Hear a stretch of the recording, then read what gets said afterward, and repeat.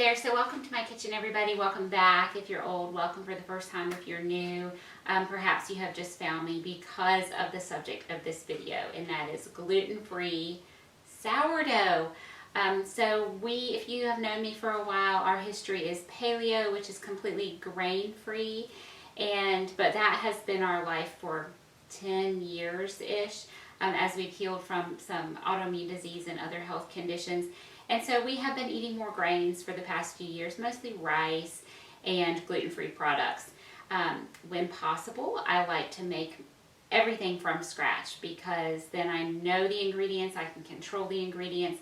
If something upsets my stomach or makes a kid sick or something, I can pinpoint what it is. If it's from a restaurant or from a package, it's a lot harder to do that. So I love to make everything from scratch. And I have to give a nod to Lisa from Farmhouse on Boone. If you have not watched her YouTube channel or visited her blog, I highly suggest you do that. I'm not associated with her in any way. She has no idea who I am. One of her videos just showed up in my YouTube feed one day when I was cooking, and I just really enjoyed watching her videos. And she does a lot with sourdough, and I thought, my mom used to make sourdough bread when I was little. It was, of course, full of gluten and all sorts of things that we don't eat anymore. And I thought, I wonder if I could do gluten-free sourdough. So let's talk what I'm going to do in this video. I'm not going to share recipes with you, although I am showing you one of our favorite and I would say most successful sourdough recipes so far, and that are these. I'm not sure about the grammar of that. What I'm going to show you are these scones. These happen to be cranberry orange flavor. I've made cinnamon. Did I put raisins in? I think just cinnamon. But the scones are amazing. They're our favorite, and I've been making those about once a week. These actually are not fresh. They're probably 5 days old. They've been in the refrigerator. They are much better. They're amazing when they're fresh. They're really good a few days later. Just, heat them up a little bit in a toaster oven, in your oven, microwave if you have a microwave.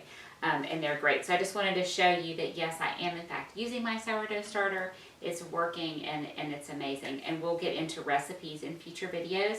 But this video is just gluten-free sourdough, kind of how do you get started, some of the pitfalls, FAQs, that sort of thing. So I have a whole bunch of different flours here. This is my flour blend I have prepared. This is my starter that is going and working. And I'm just going to talk you through a few things. And first of all, it's why sourdough in the first place. So I told you we were paleo for a long time, completely grain-free, because a lot of people, their bodies are bothered by grains and kind of have some lingering illness or maybe can't figure out why they're not feeling well. And if they eliminate grains, then they feel better. And that was us. And we can get into health stuff in another video, but I'm going to stick to general things related to sourdough today. So sourdough just means that your grains are fermented. Whatever flour you're using, sourdough starter is just flour and water, but it can be so many different kinds of flour. So grains, all grains, have an outer coating on them. It's the seed, it's the future of the plant, and the plant is trying to preserve itself. And so it has this protective coating, and that helps the plant survive until it can get in the ground and germinate and grow a new plant, okay? Well, our human bodies don't like that, and it makes grains very difficult for a lot of people to digest. There's a particular compound called phytic acid that's in that coating to the grains, or the coating of the grains, that in particular, we usually call it an anti-nutrient.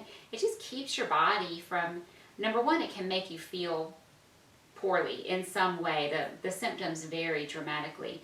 But it also just keeps your body from absorbing the nutrients in that grain. And most typical dietitians, nutritionists will say, hey, grains are the foundation of a healthy diet.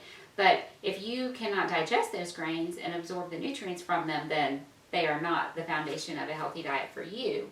And so fermenting the grains is a way to eliminate the compounds that are anti-nutritional and allow your body to absorb the nutrients. And for people who, this is not for celiacs, like people who are allergic to gluten, or even me, who I have a condition that's very similar to celiac, I could not tolerate a gluten-containing ferment, but a gluten-free, I'm learning that I can.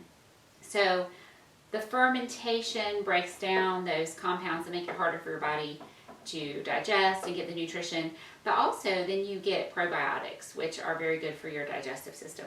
So that's why we want fermented foods. I mean, if you haven't heard that ferments are good for you, ferments are good for you. So that's, like your kimchi and your sauerkraut. They're even fermented pickles, kefir, all sorts of different foods. Of course, yogurt is the old standby, right? They have live cultures in them. And they colonate your digestive system with a variety of bugs. They're bugs that live in us and help our bodies to digest. They help produce certain vitamins and nutrients that we need. And so getting fermented foods in your diet is very good for you. But a lot of people, again, don't tolerate the typical ferments like a sauerkraut or a yogurt. And I happen to be one of those people. It causes something, I have something called histamine intolerance. These things are very high in histamines. They give me terrible heartburn, and I have tried to take sauerkraut and other things like that, and my body just doesn't tolerate it. And so I saw Lisa, Farmhouse on Boone, doing all of her sourdough. I thought, I haven't tried sourdough. That's another form of fermentation that maybe my body would tolerate. Let's try. Okay, so here we are. All you need to start a sourdough starter is some sort of non-reactive container. Glass is a great one. If it has a lid, that's great, because down the line you might want to not use it all the time and store it in the refrigerator, and you'll need to be able to seal it. But when you're just getting started, you just have it out on your counter. You're going to cover it loosely with a tea towel. This is a piece of totally forgot what this is called. Cheesecloth. A natural unbleached cheesecloth. That's what I've been using because it's just what I had handy. And again, non-reactive container, non-reactive utensils, so wood or silicone. Most people recommend that you use filtered water. I actually have a water filter, so I could use that one. But I've been, just to make sure it was super pure, I've been using a bottled water. And you need flour. So you start your starter by mixing flour and water. Equal amounts, roughly equal amounts. You can measure if you feel like you need to measure, or you can just eyeball it if you think you're good at eyeballing it. Half a cup, I did a half a cup. Half a cup of water, half a cup of my gluten-free flour blend. Mix it and let it sit on the counter with the lid off, but the cheesecloth on. And that was it. And then the next day, I would take half of that mixture out, add another half a cup of water, another half a cup of flour. And you do that for a few days until you have bubbles and until your starter has roughly doubled. Gluten-free is a totally different beast from gluten-filled sourdough. You'll hear, if you just read about sourdough and you're researching, you'll see a lot about doubling. Your starter needs to double. With gluten-free, it's harder. I think the grains are heavier, and you may get doubling. It may happen really fast. And I'll give you some tricks for figuring out, has your starter done anything or not. But it just, you'll see it. It'll be bubbly and it'll be active. And once it's really good and active and going, then you can start using it. Okay, it's really, really that simple. You can see, so this one, these are bubbles. These little dark spots are bubbles. So I have gotten to the point with mine where I am keeping it in the refrigerator and feeding it once a week because I'm not needing to use it that often. You can also see, as I have it up close, that there is a layer. This is liquid right here. So here's my rubber band. I'll talk about that in a second. This is liquid. It's called hooch. It just develops. It's no big deal. If it bothers you, you can pour it off. But I just stir mine in. It just happens when it's resting. So we talked about when you're getting your starter started, you're feeding it every day. And actually, for the first, I think, 3 days, I fed mine twice a day. So in the morning, as soon as I got up, I would discard half of whatever volume was in my container. I would add a half a cup of water, a half a cup of flour, stir it in, cover it, sit it back on the counter. And then in the evening before bed, I would do the same thing again, take half out. And it's really, it has just the warmth from my kitchen. It's summertime now, but we keep our house about the same temperature all the time. I cook every day, so the oven is always going, or the stove is going at some point in the day. So my kitchen is really about the same temperature all the time, except for, maybe if I'm cooking Thanksgiving, and the oven's really going crazy, it'll be warmer. But in general, kind of an even temperature. So morning, night, feed it, and it'll, with that warmth, and it's capturing the natural yeast from the air, which is why you don't want to seal this when it's out on your counter. You don't want like a fly to get in. You want to just, this is keeping dust and things from getting in it. But you want your starter to be capturing the wild yeast from the air. That's what we're doing. Feed it twice a day, and then once it really started going, I still left it on the counter every day. I wasn't using it yet. I just fed it once a day, and then when I could tell that it was doubling, I started using it. So I would feed my starter. I'm going to do it right now with about a half a cup of flour. I'll talk about my flours in just a minute. I am going to measure, just because it helps me to be confident that I'm doing a good job. You want to feed your starter with about the same volume that it has. Does that make sense? So this is probably 2 cups. I don't want to put in 2 cups, but I couldn't feed it with just a half a cup. That would not be enough. Actually, maybe it's like a cup and a half. So I'm going to feed it with a cup of flour and a cup of water, which this is probably a 16-ounce bottle. Yeah, so I don't need to measure my water. It's just like half of the bottle. Okay, and I'm going to stir this in. So it'll stir in that hooch that had formed on the top. I have like this little gnat. Oh, you know what? I bet it's a fruit fly. I saw him upstairs in my bathroom, which is weird to have a fruit fly outside of the kitchen, but I do think that's what it is. So I'm just stirring this in, really stir it around. Sometimes the flour will kind of clump a little bit, and I just want to make sure I'm mixing it really well.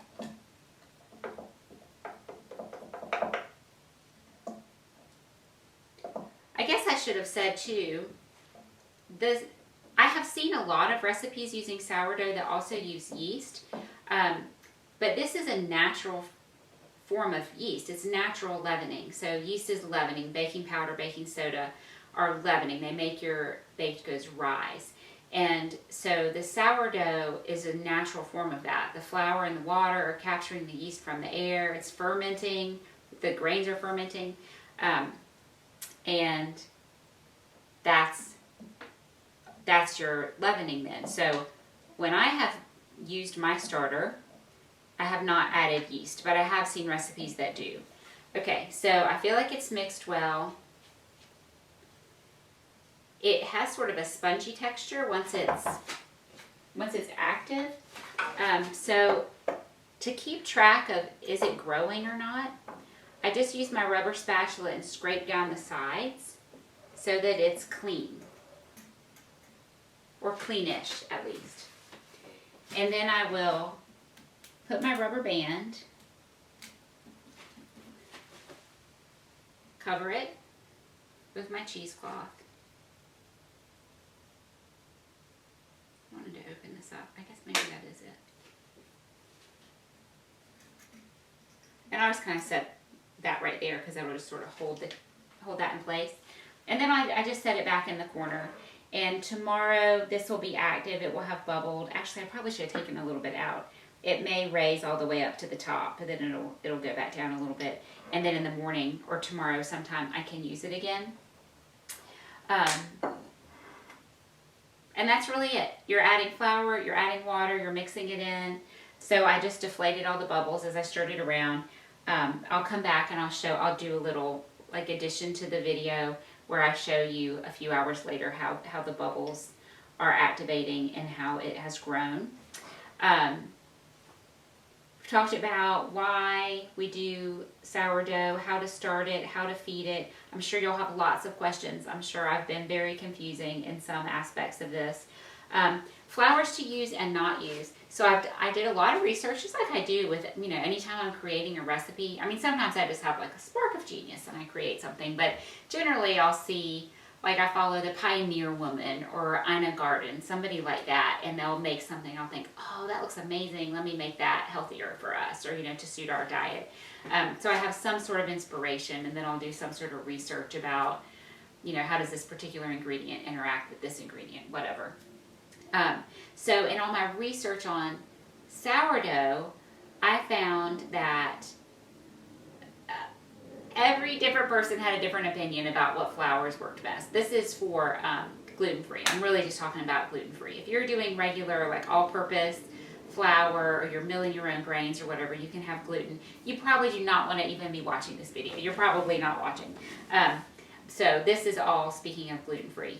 But one thing that I thought was really interesting is there seem to be two camps with the gluten-free sourdough. Some people say absolutely don't use any flours or flour blends that contain gums. So xanthan gum, guar gum, there are different gums that are added to gluten-free flour blends that help kind of replicate the gluten, right? Some people say don't use those. The gums will make your sourdough not work properly. And then other people say, yeah, I use King Arthur 1-to-1, gluten-free flour blend, and mine works fine. So I think you just have to figure out, you have to just experiment and figure out what works best for you. We try not to eat those gums in my house, and so I just don't have them. So I'm not using them, and mine has worked perfectly fine without the gums. So whether it would with, I don't know, and I'm not going to find out because I don't use those. But if that is the kind of gluten-free baking you do, you always buy a gluten-free flour blend, all you can do is try. It's not going to hurt you to try. It wastes a little bit of flour, so you have to be willing to accept that you're going to be wasting a little bit. But it really, within a week my starter was good. So when you're feeding it and discarding, that only happens for a short amount of time, and then it's not waste. I'm going to take some of this out tomorrow, and I'm going to use it to bake something. So what flours do I use? In my normal baking, paleo baking, grain-free, I use almond flour and arrowroot, almost exclusively. Sometimes I'll use tapioca, cassava, and tiger nut. Those are, coconut a little bit. I do not like coconut flour. I don't like the flavor of it. I think it really dries stuff out. So you will not see me cooking with coconut flour very often, but occasionally I'll use it and, a little bit. So those are my typicals: almond, arrowroot, cassava, tapioca, tiger nut is a good one actually too. But gluten-free is not grain-free, okay? So here we're using all these grain type flours. And so I researched again, what were people using, and I saw a lot of buckwheat, which is a gluten-free grain. This is actually a really good brand. This is Anthony's Organic. I've never found it locally. Is that true? Yeah, I don't think I have ever seen it at a local store, but I order it from Amazon. I order their coconut flour, several different things. I can't remember, but it's always a good quality. It's organic, and it's made in the USA, grown in the USA, I should say. They're certified gluten-free, so I've always had really good luck with Anthony's, and Amazon gets it to me usually in a day or two. So I saw a lot of buckwheat, and I saw a lot of teff, which teff is this ancient grain from Ethiopia. Perhaps it grows in other parts of Africa, but I saw that it was primarily from Ethiopia. And this is Simba brand. Again, I got it from Amazon. So it's a really dark brown color, which is just, I'm just telling you that because if you want to use all teff, then your finished products are going to have a darker color. Buckwheat, teff, lots of rice, lots of brown rice. We do a lot of white rice. When we eat rice, we're eating white rice. It's just easier for my body to digest. So we actually quit eating brown rice a long, long time ago. And I have made my own gluten-free flour blend for a long time, and I've used white rice in that, white rice flour, and that's just what works for us. But for the sourdough, I have seen brown rice more often, brown rice flour. I actually just bought some to try. But traditionally, I've used the white rice. This is what's in this right here. Lots of different flours. Buckwheat, teff, white rice, potato starch, not potato flour. That is very different. It has a, in my opinion, awful taste and is not what you want in this. You want potato starch. Did I use tapioca? I got that out, which makes me think I did. Yeah, a little tapioca and sorghum. So those are the 1, 2, 3, 4, 5, 6 flours that I have in this flour blend that I have been using, that I used to start and that I have been using to feed my starter. You know what? I'm going to pull my camera down and show you again because it already is bubbling on the top and I want you to see that.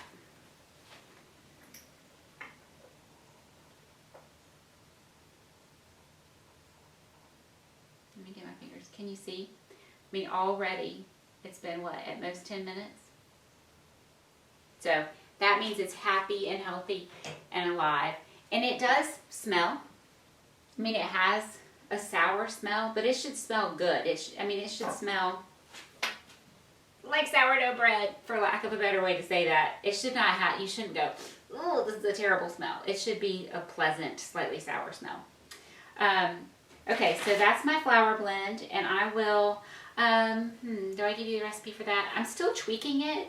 Because I have had some success, yes, I will give you my recipe. It's not that I'm trying to not share with you, it's that I want to give you something that's going to be successful. So I'll share with you the quantities of these different flours that I used to make my blend that I am using to grow my starter and that I have been cooking with. But just know that in 6 months I might have tweaked it a certain amount. So things I have made successfully. The scones, like I said, those are our favorite for sure. Pizza crust, which again, thanks to Farmhouse on Boone, you heat a cast iron skillet either in the oven or on the stove. The stove is easier. I ended up using the oven as well, so I had the oven on, but I got it started on the stove just because it's right there. It's easier for me to access. Heat the cast iron skillet. I put a little avocado oil in the bottom. You can use olive oil. I only have a really strong flavored olive oil right now, so I didn't want to use that one. And then you just scoop out the starter. So it's like, you know, it can be a little intimidating because you think, okay, yeah, well, I have to do all this work to get my starter going, and then I have to add more flour and mix all these other ingredients to make bread or something. But no, not with the pizza crust. You just scoop out your active starter into your pan and let it cook, and it makes this really great crust. It tastes good. It's like thin and crispy. We loaded ours up with toppings and we could still even pick it up. Again, I'm going to do other videos for the various recipes. And then sourdough skillets, which are just like kind of a staple of paleo cooking. You cook meat, you cook vegetables, you add different flavorings. You can make it Mexican, you can make it Italian, you can make it Indian, you can just make it like a meat and potatoes. Any kind of flavorings you like, any meat, any vegetables you have. We almost always do ground beef because we like ground beef and it is inexpensive. But cook your meat, cook your vegetables, add your flavorings, and you make a little, kind of like a loose biscuit topping with the sourdough starter. Bake it, and it is like a pot pie almost. It's kind of hard to describe, but it's delicious, and it's summer. And so it is not really the time of year for that kind of warm, comforting food, but because we're experimenting, that's what we're having. But come winter, that's going to be awesome, and I'm sure will be a go-to and is super, super easy. So those are the things that have been successful. Oh, let me get out my bread to show you. So I'm sure you're thinking, this is sourdough. It's all about the bread, right? Well, yes and no. So this was my first loaf of sourdough bread. First of all, it takes a lot longer to rise than any other bread I've made. I've made a successful gluten-free yeast bread. I've made successful paleo breads with yeast. They rise, no problem. My sourdough, it took a really long time. It did rise some. It was actually about twice this when I brought it out of the oven, and it just deflated. I don't know if you can see. It's just super dense. So this was round. I baked it in my Dutch oven, and I've just kind of been cutting off. You can see it has a few holes like around the edges there, but just got real dense in the middle. This one actually tasted really good. And I sliced it for garlic bread. One night we had spaghetti, and it baked for 30-45 minutes, which is with butter and, you know, garlic salt on it. And these pores, I'm calling them pores for lack of a better word, opened back up some, and it was actually really good. It tasted really, really good. But I could not believe how long I had that toasting in the oven. Well, I thought, maybe I need to lighten it up somehow. I used more potato starch and just kind of adjusted the flours that I used to make the bread and tried a loaf. And I also let it rise for 24 hours. Well, it rose some. It did not rise a ton. You can see it has a lot more holes all the way through it. So that I would say was a little bit more successful. Again, this is for sure a sourdough brick. I mean, it's heavy. Gluten-free grains are going to produce a heavier loaf of bread than gluten-containing.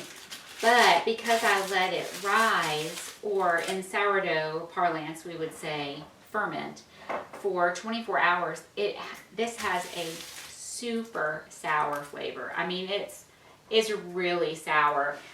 Usually when I bake any kind of bread, as soon as it's cool enough for me to slice it, I slather it with butter, I grind some fresh pink salt, and that is like the biggest treat ever. I love that.